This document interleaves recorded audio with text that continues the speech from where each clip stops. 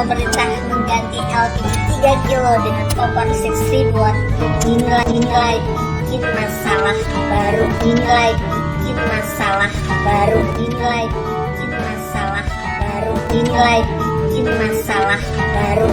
By the way teman-teman, ini kebijakannya yang apa lagi ya yang dikeluarkan oleh pemerintah saat ini? Karena kebijakan kayak ini tuh bukan malah mempermudah masyarakat, malah menambah beban dan mempersulit masyarakat. Ini tuh bukan malah mempermudah masyarakat, malah menambah beban dan mempersulit masyarakat. Ini tuh bukan malah mempermudah masyarakat, malah menambah beban dan mempersulit masyarakat. Gak tahu lagi ya apa yang ada di pikiran para pembuat kebijakan tersebut. Kenapa dibilang kebijakan tersebut menyusahkan masyarakat? Karena satu ya, terkait daya listrik. Gimana coba masyarakat yang cuma punya daya listrik 900, sedangkan kompor buat masakannya hotel sampai 1000 kayak gitu. Kalau kebijakan yang ini harus terjadi, masyarakat otomatis harus migrasi. Ya paling sedikit ke daya 1200, tapi lagi-lagi justru malah menambah beban rakyat. Belum lagi pedagang-pedagang eceran yang jual gorengan serta makanan gerobak. Gimana coba caranya mereka jualan kalau gas LPG diganti sama listrik? Menteri-menteri yang bikin kebijakan ini belum pernah ngerasain susah dan penderitaan rakyat. Kalau zaman PSBY dari minyak tanah diganti ke gas LPG, itu pemerintah ngasih gratis gas LPG berikut kombi. Kalau sekarang dikasih kompor doang, terus gimana dong bayar? Tagihan listrik rakyat bakal meledak setiap bulan. Yang bikin kebijakan ini mikir juga penderitaan rakyat yang kemarin belum selesai terkait masalah BBM. Boro-boro menurunkan beban rakyat, malah sekarang mau nambah lagi beban rakyat ini. Assalamualaikum warahmatullahi wabarakatuh. Om Swastiastu, Namo Buddhaya, salam kebajikan, salam rahayu, selamat datang, selamat berjumpa lagi bersama Gus AA dalam channel Tanda Tanya Politik, semakin gila semakin asik. Mendengar omongan dari buzzer Demokrat, ibu ini buzzer Demokrat, makanya selalu membagus-baguskan Demokrat dan selalu menjelek-jelekan Jokowi. Pokoknya kalau SBY ini banyak kejelekannya, ya dibagus-bagusin. Kalau Jokowi banyak kebaikannya, dijelek-jelekin. Ya wajarlah, wong buzzer Demokrat, wajar toh, maklum, harap maklum, bentar lagi maklon.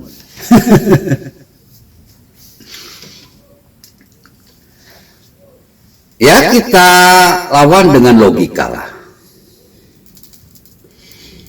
Seluruh negara maju, dimanapun negara ini berada, mereka sudah beralih kepada listrik. Mau apapun serba listrik. Bahkan mau memasak pun sudah serba listrik. Kenapa demikian? Karena listrik itu bisa diperoleh dengan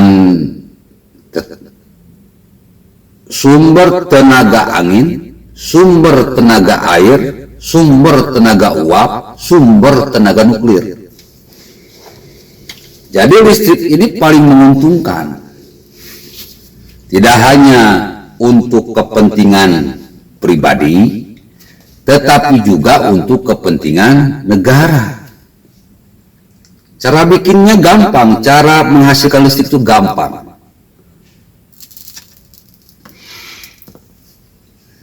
Sehingga sumber daya listrik ini dianggap tidak akan habis-habis. Apalagi di Indonesia, bikin sumber daya listrik uap, ada tempatnya. Sumber daya listrik air, ada tempatnya. Sumber daya listrik angin, ada tempatnya. Sumber daya listrik panas, ada tempatnya. Cuma nuklir belum. Kalau di negara lain sudah nuklir. Tetapi insya Allah Indonesia akan menuju ke sana kalau kita memilih pemimpin seperti Jokowi. Dan kita sudah tahu orangnya siapa, Ganjar Pranowo. Mudah-mudahan disandingkan dengan Kiai Haji Said Akil Siroj, biar kita menang total. Jadi karena sekarang sudah era modern, dan modern itu punya sifat simpel dan memudahkan, dan juga listrik ini punya sifat simpel dan murah, maka jelas orang modern semuanya pasti menjadikan listrik ini sumber kehidupannya. Nggak ribet, nggak mahal, tapi murah. Nah, kalau si ibu barusan menganggap bahwa dengan beralihnya dari kompor gas menjadi kompor listrik adalah sesuatu yang bikin masalah, ya ibu ini bukan orang modern. Ibu ini orang kampungan. Jadi harusnya hidupnya di zaman batu, jangan di zaman modern. Karena sekarang orang sudah nggak zaman pakai gas lagi, karena gas itu cepat habis, dan pasti sumber daya gas ini akan habis.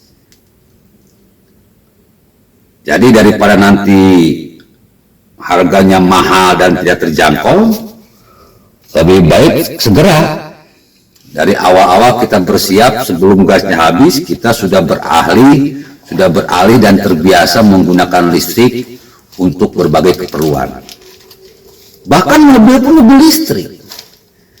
Bahkan kemarin Formula E pun kan pakai listrik. Harusnya mendukung dong. Si Anies Baswedan kan kemarin melaksanakan pertandingan race mobil listrik. Sekarang pemerintah akan mengalihkan dari kompor gas menjadi kompor listrik. Kenapa ditentang? Kenapa ditolak? Artinya muatan politisnya sangat kental. Bukan masalah mudah atau sulit, bukan. Semua mengakui yang namanya listrik itu pasti mempermudah. Pasti, udah tidak mungkin mempersulit.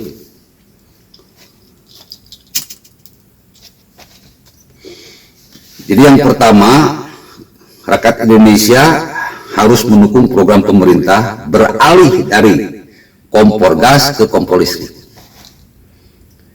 Kalau masalah biaya, ya biayanya murah. Kalau rakyat miskin ya pasti dapat subsidi. Orang kaya yang nggak dapat subsidi.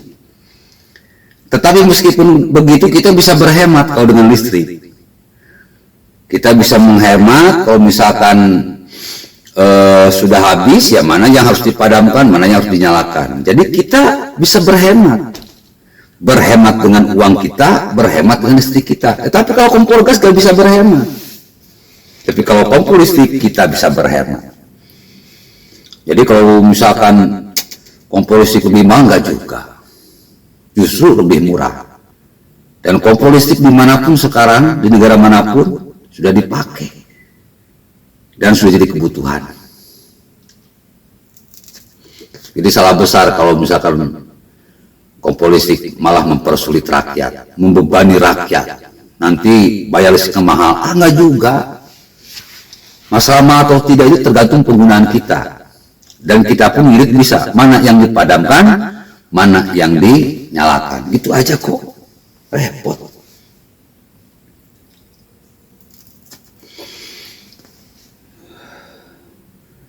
Yang ketiga, angka bahayanya itu, angka kebakarnya kecil. Kecil. Jadi, kalau misalkan terjadi kebakaran, tinggal matikan aja listriknya.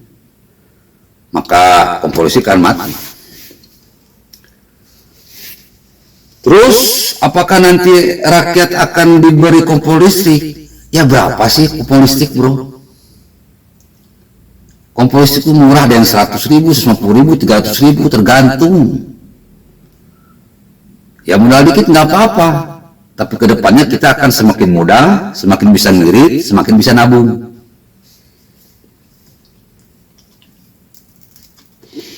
Ya kalau misalkan disarankan tiap orang dibagikan kompor listrik seperti zaman SBY dibayar kompor, gas ya enggak juga lah.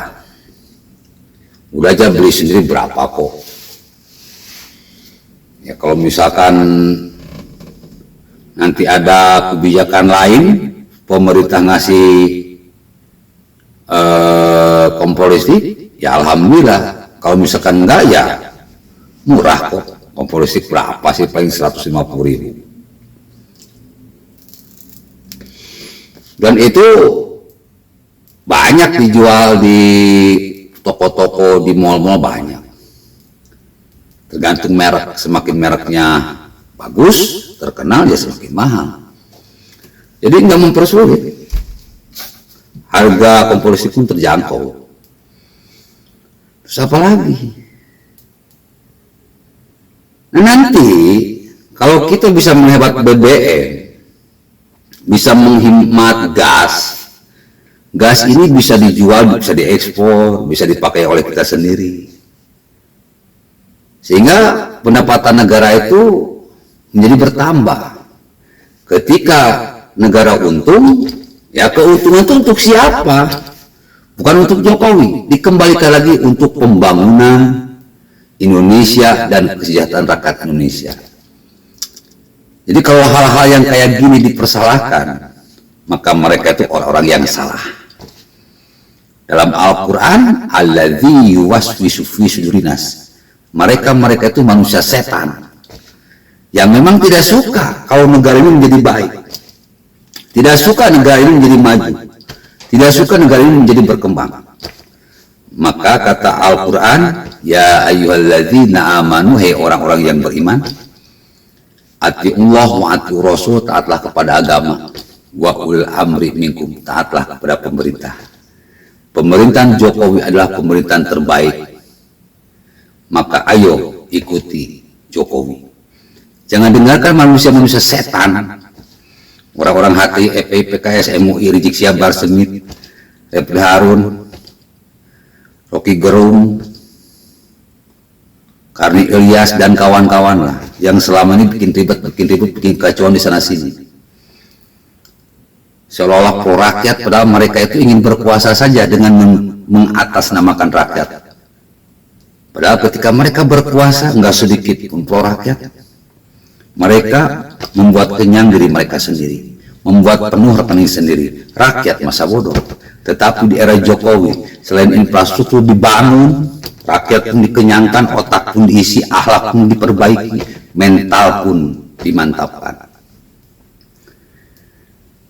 Jadi jangan dengar manusia-manusia setan yang mana saat ini mereka sedang merencanakan kudeta, karena mereka sadar bahwa di pemilu dan di pilpres nanti tidak akan menang. Ayo kita sama-sama dukung program pemerintah dan kita lawan musuh-musuh pemerintah. Assalamualaikum warahmatullahi wabarakatuh.